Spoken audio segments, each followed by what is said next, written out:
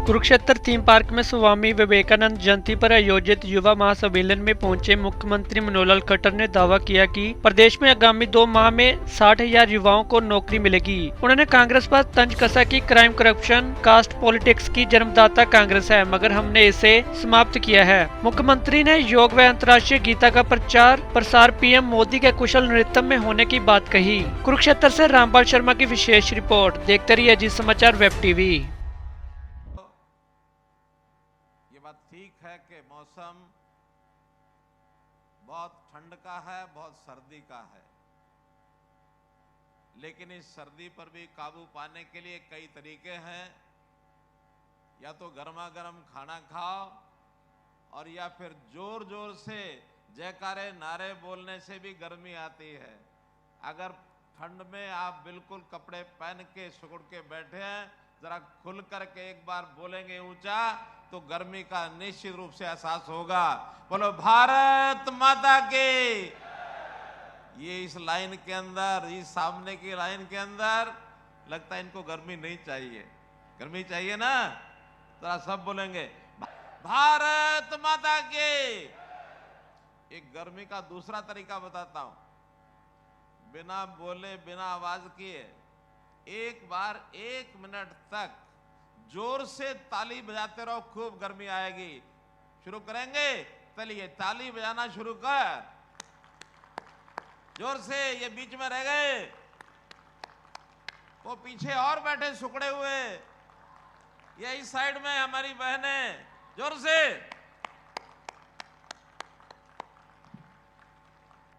आज का ये दिवस बहुत जोश का दिवस है, युवाओं का ये दिवस है, राष्ट्रीय युवा दिवस। इस कार्यक्रम में मंच पर विराजमान हमारे भारतीय जनता पार्टी के प्रदेश अध्यक्ष, युवा प्रदेश अध्यक्ष, युवा मोर्चा के नहीं है बल्कि पार्टी के युवा अध्यक्ष श्री नायब सिंह सैनी जी, हमारे मंत्री श्री संदीप सिंह जी, करनाल से हमारे सांसद भाई संजय भाटिया जी, थानेसर से हमारे विधायक भाई सुभाष सुधा जी, पार्टी के प्रदेश के सचिव श्री राहुल राणा जी, हमारे पार्टी के सभी महासचिव भाई मोहनलाल बड़ौली जी, श्री अर्चना गुप्ता जी, श्री सुरेंद्र पूनिया जी, भाई फणेंद्रनाथ शर्मा जी, उपस्थित सभी मेरी भाइयों और जो मंच पर बैठे हुए हमारे सभी प्रतिष्ठित नागरिकगण, अधिकारीगण और प्रदेश के कोने कोने से आए हुए मेरे युवा साथियों। वैसे तो प्रधानमंत्री जी के बोलने के बाद प्रोटोकॉल के हिसाब से उसके बाद भाषण होने नहीं चाहिए, लेकिन आज जैसे मौसम, सर्दी का ये मौसम, धुंध सब तरफ पड़ रही थी, लगातार मैं जानकारी ले रहा था। प्रातःकाल 8 बजे, 9 बजे, 10 बजे आसपास के जिलों से 10 बजे चलने वाले भी सब बसें लेट हो रही हैं। अभी तक भी अपने युवा साथी मंच में अपने पंडाल के अंदर प्रवेश कर रहे हैं। तो मौसम के कारण से मुझे भी चंडीगढ़ से, क्योंकि हवाई यात्रा आज मैं कर नहीं पाया, हेलीकॉप्टर चल नहीं पाया, देरी से वहां से चलने के कारण से विलंब हुआ है। लेकिन मौसम अपने हाथ में नहीं है, फिर भी आप इतनी बड़ी संख्या में, पूरा पंडाल भरा है युवकों से, मैं आपका अभिनंदन करता हूं, आपका स्वागत करता हूं। जैसा मैंने बताया कि आज देश के एक युवा सन्यासी स्वामी विवेकानंद, उनका 161वां जन्मदिन है। 12 जनवरी सन 1863 में उनका जन्म हुआ था और वो युवा सन्यासी देश के युवाओं के लिए प्रेरणा बने।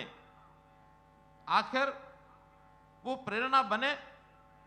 उनका प्रारंभ का नाम हम जानते हैं, नरेंद्र नाथ उनका नाम था। और क्या संयोग है, आज के हमारे प्रेरणा के स्रोत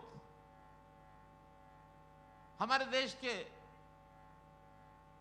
वर्तमान प्रधानमंत्री वो भी नरेंद्र मोदी हैं, और एक युवा सन्यासी 161 साल पहले जो इस भूमि पर आए थे, जिन्होंने इस देश की जनता को जागरूक ही नहीं किया, बल्कि भारतीय संस्कृति को, भारतीय परंपरा को विदेशों में ले जाकर के स्थापित किया, ऐसे स्वामी विवेकानंद, वो भी नरेंद्र नाथ थे। दोनों के अंदर एक सिमिलरिटी नाम की है। तो उस हृदय गौरव, भारत के हृदय गौरव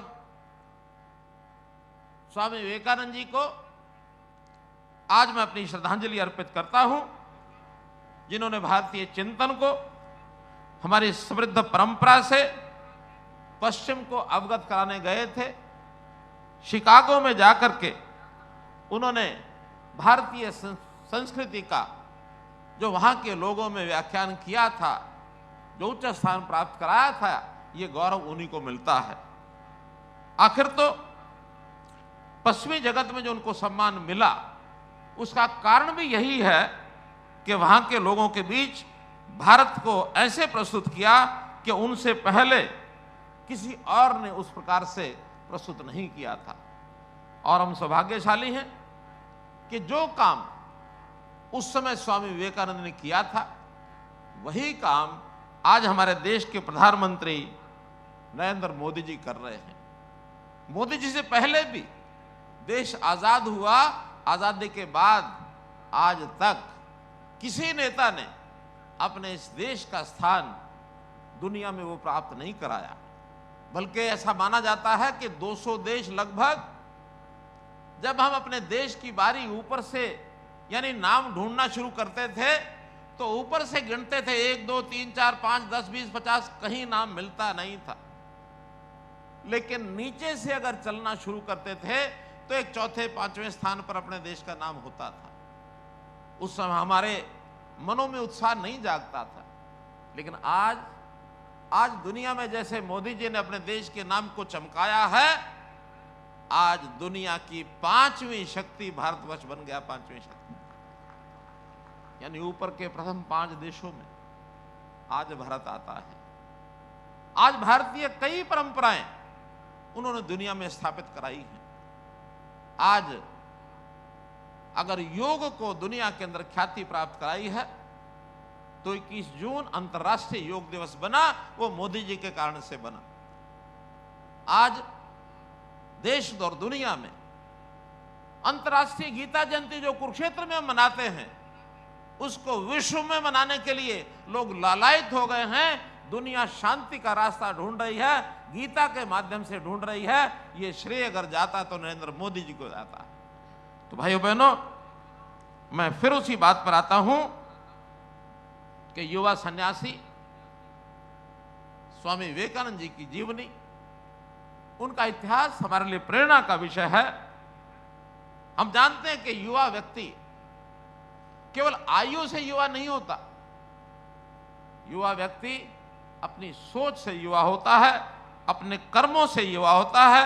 सही दिशा में जो वो काम करता है, तब जाकर के उसको कहते हैं कि युवा मन का आदमी है। आयु से कोई फर्क नहीं पड़ता है।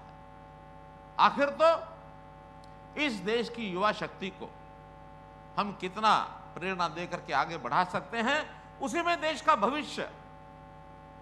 और हमको पता है कि अगर कोई देश, कोई प्रदेश अपनी युवा ताकत का ठीक से इस्तेमाल कर ले, तो वो देश और प्रदेश कभी पीछे रह नहीं सकता। मित्रों, वो कभी पीछे रह नहीं सकता है। आखिर हरियाणा के युवा उसी दिशा में आगे बढ़ रहे हैं। स्वामी विवेकानंद जी के कुछ शौक होते थे। उनको जहां पढ़ने का शौक था, जहां उनको वाद्यों का शौक था, वहीं उनको कुश्ती का भी शौक था। शारीरिक व्यायाम करते थे, सुदृढ़ शरीर के पहलवान भी थे। और हम हरियाणा के लोग, आखिर कुश्ती हमारा मनपसंद खेल, तो कितना समानता एक प्रकार के उनके, आज हम उनसे प्रेरणा इसी बात की लेते हैं कि हरियाणा प्रदेश के खेल खिलाड़ी दुनिया में अपना नाम कमा रहे हैं। तो इस नाते से हमारे भारत को ये जो नई पहचान देने वाले आज जैसे नरेंद्र मोदी हैं, आज प्रेरणा के रूप में हम उनको देखते हैं। जैसे स्वामी विवेकानंद ने वर्ल्ड जो कॉन्फ्रेंस हुई थी, पार्लियामेंट हुई थी, उसमें सर्वधर्म संभाग का, भारतीय संस्कृति का जो व्याख्यान दिया था, उसी प्रकार नरेंद्र मोदी जी ने भी आज दुनिया में, मेरा ख्याल है भारत के कोई प्रधानमंत्री इतने पहली बार हमने देखे कि दुनिया के हर देश में कितना घूमते हैं, कितना ज्यादा वो जाते हैं। तो इस प्रकार से उन्होंने भी जो लाखों लोगों को, और हमारे यानी आज भी मोदी जब जाते हैं तो दुनिया के अंदर युवा वो भाषा समझे ना समझे, लेकिन मोदी जी के जाने के बाद ऊंचा ऊंचा बोलते रहेंगे मोदी मोदी मोदी, विश्व नेता बन गए हैं। तो इस विश्व नेता के बनने का हम इनका भी अभिनंदन करते हैं। पहले हमारे देश पर विदेशी लोग आक्रमण करते थे, हम लोग केवल उन पर याचक बनकर के खड़े रहते थे, याचना करते थे कि हमें कुछ ना कहो। हम याचना की स्थिति में आकर के उनसे जैसे भीख मांगने की स्थिति बनी रहती थी। लेकिन आज मोदी जी ने दुनिया के ऐसे देश जो अन्याय करते हैं उनके खिलाफ आवाज भी उठाई है, उनको चेताया भी है, डट करके खड़े हुए हैं। दुनिया के लोग आतंक फैला करके और किस प्रकार से भारत को निशाना बना करके चलते थे, आज आतंक फैलाने वाले देश वो डरने लग गए हैं। आज वो डरने लग गए हैं मोदी जी से कि मोदी जी की तरफ देखते हैं। एक अमेरिका जो उस समय गुजरात के मुख्यमंत्री नरेंद्र मोदी जी को वीजा देना रोक दिया था उन्होंने कि हम वीजा नहीं देंगे, आने नहीं देंगे, आज वही अमेरिका मोदी जी की तरफ दोस्ती का हाथ बटाता है। वही मोदी जी की दोस्ती का हाथ बटाता है। कोई समय था कि इस प्रदेश देश की नीतियां इतनी कमजोर नीतियां थी कि जिसके कारण से हमारे देश को कमजोर बना दिया। चंद आतंकवादी आकर के और हमारी संसद पर निशाना बना जाते हैं। चंद आतंकवादी आकर 26/11 जैसा भयानक आतंक का खेल खेलते हैं। लेकिन मोदी जी, हमारी सरकार, अब जब ये पुलवामा में घटना हुई और जाकर के उन्होंने जैसे बालाकोट में निशाना बनाया, तो बालाकोट के लोग भी आज मोदी जी के सामने कहते हैं गलती हो गई, अब हमको बख्श दो। पाकिस्तान सिर उठा के देखता नहीं है।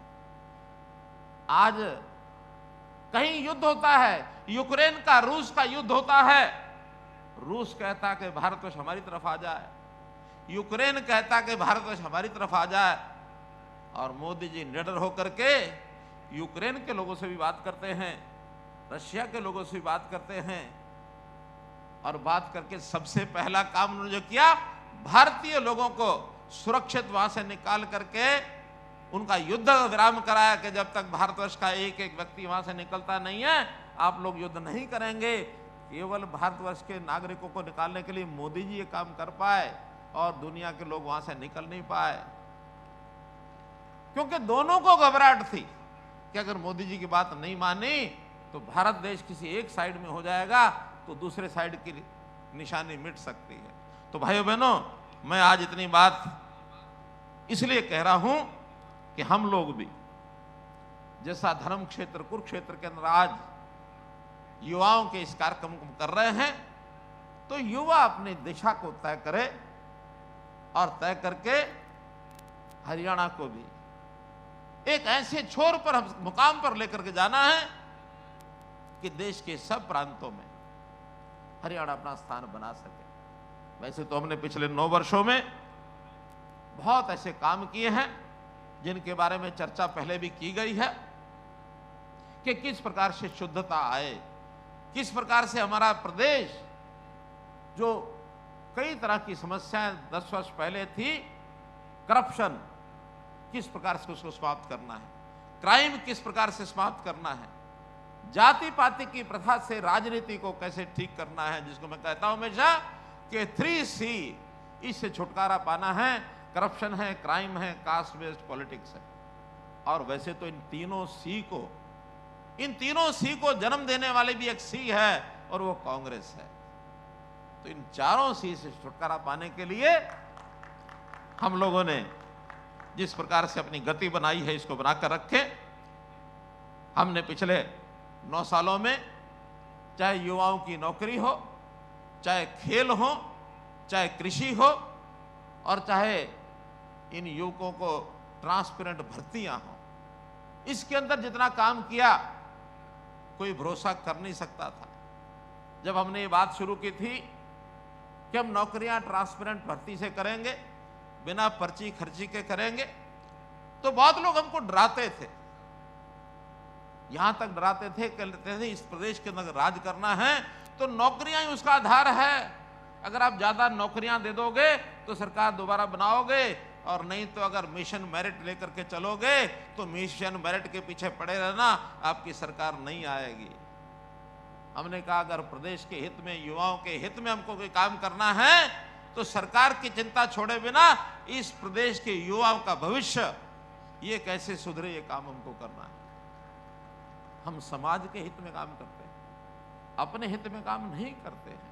वो देश के नेता अब चले गए जो पहले अपना घर भरते थे, वो देश के गरीब की, प्रदेश के गरीब की चिंता नहीं करते थे, वो किसान की चिंता नहीं करते थे, वो युवा की चिंता नहीं करते थे। चिंता करते थे अपने घर की, अपने भाई की, भतीजे की, पत्नी की, भाइयों की, और फिर अपने रिश्तेदारों की, और फिर बाद में उनके पार्टी के हमारे जो नजदीकी लोग हैं, जो हमारी सत्ता को कायम रखने में हमारा सहयोग करते हैं। वहां तक लूटपाट, सारा बंटवारा, चाहे लाइसेंस देने हैं, चाहे कोई काम देने हैं। कोई कहावत थी ना कि बांटे रेवड़ियां फिर अपने को दे। कौन कौन? आपको सबको पता है। जागरूक होकर के हम सबको आगे बढ़ना है मित्रों, भाइयों, दोस्तों। अब वो समय चला गया जब राजनीतिक रंगदारी देनी पड़ती थी। नौकरी होती थी तो पैसे लगते थे, और फिर अगर नौकरियां लेने की देने की बात आती थी, सिस्टम तोड़ देते थे। कोई बच्चा अगर 90% मार्क्स लेकर के, अंक लेकर के पढ़ाई में होशियारी से आगे बढ़ता था तो उसको इंटरव्यू में 10, 15, 20% नंबर देकर के बाहर कर दिया जाता था। और जिसको चाहते थे, जो सूचियां बन जाती थी, पढ़ाई में निकम्मा भी था, तो इंटरव्यू के मार्क्स 80-90% लगा करके भाई तेरी नौकरी लग गई। और ऐसे ऐसे अफसर भी आए यहां कि जब नौकरियों के लिए परीक्षा ली गई, परीक्षा रद्द कर दी गई, बाद में परीक्षा के अंक छोड़ करके केवल इंटरव्यू के नंबर लगा करके नौकरियां पकड़ा दी गई। ये अलग बात है कि उन सब नौकरियों को, कांग्रेस के टाइम की 11 नौकरियां कोर्ट ने रद्द की हैं, 11 नौकरियां। और हम अपने समय में बहुत सी कमियां वो निकालते हैं कि इनकी नौकरी ये कैंसिल होगी, वो कैंसिल होगी। अंतर इतना ही है, उनकी 11 नौकरियां कोर्ट ने रद्द की हैं। और अगर हमने कोई कमी पकड़ी है उस परीक्षा में, कोई नकल में, कोई पेपर लीक में, तो हमने अगर पेपर रद्द किए हैं तो अपने आप रद्द किए हैं, कोर्ट ने एक भी नहीं किया मित्रों, एक भी नहीं किया। आज भी कमियों के साथ हम लड़ाई लड़ रहे हैं। आखिर समाज के अंदर बहुत ऐसे लोग हैं, गलत काम करने की प्रेरणा वो लेते हैं, लेकिन पता लगते ही उसको दुरुस्त करते हैं, उसको ठीक करते हैं, उसको गलत काम को करने नहीं देते। आज हमने पिछले 9 वर्षों के अंदर, 9.5 वर्षों के अंदर 1,10,000 से ऊपर नौकरियां दी हैं। और न केवल 1,09,000-10,000 दी हैं, इस आने वाले 6 महीने में जो बाकी हैं 60,000 नौकरियां पाइपलाइन में निश्चित रूप से आपको मिलेंगी। 1,70,000 नौकरी का हमारा 10 साल का रिकॉर्ड बन जाएगा। इतनी ट्रांसपेरेंट भर्ती हरियाणा के अलावा, पिछले इस 10 साल के अलावा पिछले साल में तो कभी सोचा ही नहीं किसी ने। तो इस प्रकार के सारे काम को हमने ट्रांसपेरेंट तरीके से किया है। आम आदमी की तकलीफों को भी समझा है कि उस तकलीफ को दूर करने के लिए हमें चाहे कोई सिस्टम अपनाना पड़े, हमने सारी ट्रांसपेरेंसी लाने के लिए टेक्नोलॉजी का सहारा लिया। हमने ऑनलाइन पोर्टल बनाए और ये लोग कहते हैं कि हम आएंगे तो वोट हम मेरिट वेरिट सब खत्म कर देंगे, पोर्टल उठा कर फेंक देंगे। पहली बात तो ये है, आप कहां सपने ले रहे हो, आपको कोई नहीं आने देगा, आपको कोई आने ही नहीं देगा।